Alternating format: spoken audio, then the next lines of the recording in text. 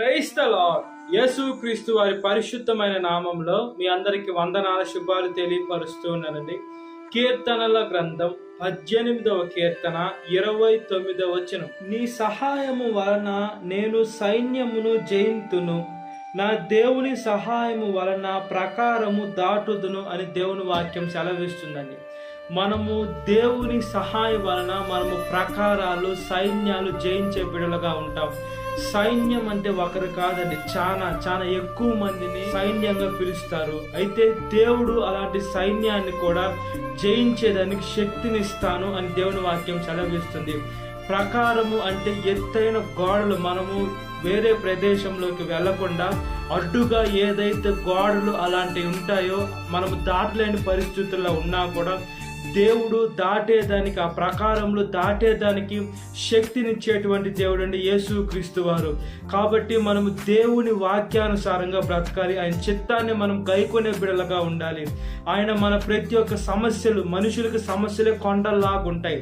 అయితే ఆ సమస్యలు నేను దాటలేనే, నేను ఎక్కలేనని మనము ఆలోచిస్తూ ఉంటాం. మనం దాటలేని సమస్యలు ఉన్నా కూడా దాటించేదానికి దేవుడు ఉన్నాడండి. దేవుడికి ఏమి అసాధ్యము లేదండి ఈ లోకంలో. యేసుక్రీస్తు వారికి సమస్తము సాధ్యమే. ఆయన ప్రతి ఒక్కటి మన హృదయ వాంఛనంతా ఆయనకు తెలుసు.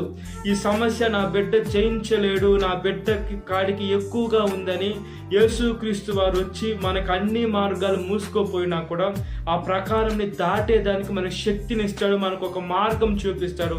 సైన్యం అంటే ఈ లోకంలో మనుషులందరూ గుంపు కూడి మన మీదకి యుద్ధానికి వచ్చినప్పుడు మనమేమి తప్పు చేయకుండా, ఏమి పొరపాటు చేయకుండా, ఓళ్ళే మన మీద లేనిపోని ఎన్ని తప్పులు వేసి మన మీదకు సైన్యంగా వచ్చి మన జీవితాన్ని అంతం చేయని మనుషులు చూసినా కూడా ఎవరు తవ్విన కుంటలో వాళ్ళే పడతారు. కానీ మనకి ఏమి కాదండి, యేసుక్రీస్తు వారు మనతో ఉన్నారని దేవుని వాక్యం సెలవిస్తుంది. అయితే మనకి దేవుని సహాయం మనకు కావాలి. దేవుని సహాయం కావాలంటే మనం ఏం చేయాలి? ప్రార్థన చేయాలి, దేవుణ్ణి అడగాలి. యేసయ్య నీ సహాయం నాకు కావాలి, నేను ప్రార్థన చేస్తున్నాను, నీ ఆత్మని నాకు వరంగా ప్రసాదించండి, నీ పరిశుద్ధమైన శక్తిని నాకు ఇవ్వండి. మీ సహాయం లేకుండా, యేసుక్రీస్తు వారు లేకుండా మనం ఈ లోకంలో బ్రతకటం అసంభవం అండి. కాబట్టి మనం ఈ లోకంలో ఎంత జాగ్రత్తగా మనం ఉండాలి. యేసుక్రీస్తు వారు ప్రతి ఒక్క మానవాళికి సహాయం చేయాలని యేసుక్రీస్తు వారు ఆశపడుతూ ఉన్నారు. అయితే మనం దేవుని సహాయాన్ని మనం కోరుకోవాలండి, మనం ప్రార్థన చేయాలి, ఉపవాసాలు ఉండాలి. దేవుడి సహాయం పొందుకొని మన దేవుని విడిచిపెడితే ఎలా ఉంటుంది? మనము ఒక వ్యక్తి దగ్గరికి వెళ్తాం, ఆ వ్యక్తి దగ్గర మన సహాయం కోరుకుంటాం. ఆ వ్యక్తి మనకు సహాయం చేసిన తర్వాత మనం అతన్ని పట్టించుకోకుండా ఉంటే ఆ వ్యక్తి ఇంకొకసారి మన సహాయం పడేదానికి అతను ముందుకు వస్తాడా? ముందుకు రాడు. ఒకసారి ఒక బుద్ధి, ఒక మనిషిది ఒకసారే చూస్తాం.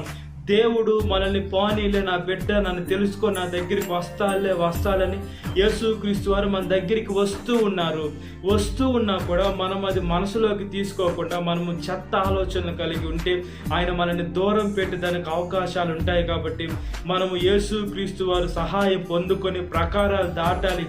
ఈ లోకంలో ఎన్ని దుష్ట శక్తులు వచ్చినా వాటి మీద జయం పొందుకున్నట్లుగా ప్రార్థన. మహాపరిశుద్ధాత్మదేవ, మా ప్రియ పరలోక తండ్రి, ఈ లోకంలో ఎన్ని దుష్ట శక్తులు వచ్చినా, పాపులు వచ్చినా, దుర్మార్గులు వచ్చినా, నీచులు వచ్చినా, ఈ లోకంలో ఎలాంటి వారు వచ్చినా, ఎలాంటి బలమైన సైన్యం వచ్చినా కూడా యేసయ్య మాకు సైన్యాన్ని జయించే శక్తిని ఇస్తున్న దేవ. ఈ లోకంలో మాకు ఎన్ని అడ్డుగోడ లాంటి ప్రాకారాలు ఉన్నా కూడా యేసయ్య వాటిని అధిగమించేదానికి, వాటిని ఎక్కి వెళ్ళేదానికి, వాటి మధ్యలో ఒక మార్గం సిద్ధపరుస్తున్న దేవ. మీకు స్తోత్రం చెల్లిస్తున్నానయ్యా. తవల వనుడా స్తోత్రం, రత్నం వనుడా స్తోత్రం, ప్రకాశమానమైన వేకు చొక్కా స్తోత్రం, జల్దారు వృక్షము వంటి వాడ స్తోత్రం, పరిశుద్ధమైన దేవా స్తోత్రం. పరిశుద్ధ పట్టణానికి మమ్మల్ని తీసుకొని వెళ్ళాలని ఆశపడుతున్న దేవా స్తోత్రమయ్యా. యేసయ్య అయితే ఇవన్నీ మేము జయించాలంటే మీ సహాయం మాకు అవసరమయ్యా. సహాయం అనేది మనుషుల ద్వారా వచ్చితే మా సహాయం కాదు. ఆ మనుషులు మన దగ్గర నుంచి ఏదో ఒకటి ఆశించే సహాయము కోరుకుంటారు, అది వాళ్ళు మనకు సహాయం చేస్తారు. కాబట్టి ఈ లోకంలో మనుషులు ఇచ్చే సహాయం కాదు, మీరు ఇచ్చే సహాయం మాకు శాశ్వతంగా ఉంటుంది. ఈ లోకంలో శ్రమలు, బాధలు, కష్టాలు ఉన్నా కూడా నా దేవుడు నాకు కొన్నాడు సహాయం చేసేదానికి. అనారోగ్యము అయిన సమయంలో బలాన్ని ఇచ్చేటువంటి దేవుడు, బలహీన సమయంలో ఆదరించేటువంటి దేవుడు, నేను కృంగిపోయిన కృషించిపోయిన అలాంటి దగ్గర నుంచి కూడా లేవనెత్తేటువంటి యేసుక్రీస్తు వారు మనకు ఉన్నాడు. కాబట్టి మనం ఆయన సేవించే బిడ్డలుగా ఉండాలి. మనం ఎప్పుడైతే యేసయ్యని సేవిస్తూ ఉంటామో, యేసయ్య మీరు మమ్మల్ని ఆదరించేటువంటి దేవుడు కాబట్టి యేసయ్య మా జీవితాన్ని మీకు సమర్పిస్తున్నామయ్యా, కాపాడండి. ప్రతి ఒక్క యవనస్తుడు, ప్రతి ఒక్క యవనస్తురాలు వీరిద్దరూ మీ సహాయం కోరుకోవాలి. ఈ లోకంలో మనుషుల సహాయం కాకుండా మీ సహాయం కోరుకొని ప్రతి ఒక్క ఈ లోకంలో యుగ సంబంధమైన సాతాన్ని జయించేదానికి మంచి మనసును ప్రతి ఒక్క బిడ్డకి దయచేయమని, సాతాను చదివిన ప్రతి ఒక్క బిడ్డను విడుదల దయచేయండి. ఈ వాక్యం వింటున్న ప్రతి ఒక్క బిడ్డని పేరు వస్తున్న జ్ఞాపకం చేసుకుని దినకాలపు దీంతో నింపమని ప్రజలైన యేసుక్రీస్తు వారి పరిశుద్ధమైన నామములో మిక్కిలి వినయం తరిచిన నా పల్లపు తండ్రి. Amen. Praise the Lord. God bless you. Have a great